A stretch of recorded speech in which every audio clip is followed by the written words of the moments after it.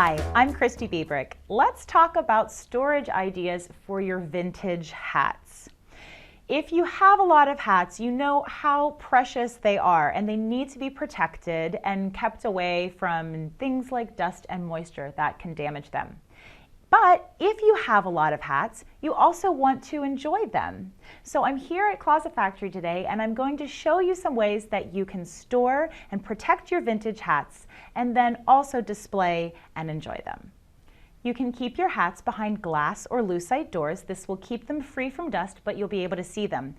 Or you can keep your vintage hat in a vintage hat box. It doesn't have to be vintage, of course. You can find these at most major craft stores. My last idea is to make a very simple hat stand for your hat. You need a block of wood, a wooden dowel, and a floral styrofoam ball. All you're going to do is drill a hole in the top of the wood block. Cut the wooden dowel to size and insert it into the hole. Put your styrofoam ball on the top. You can spray paint it if you like, and it makes an incredibly simple and inexpensive stand for your vintage hat.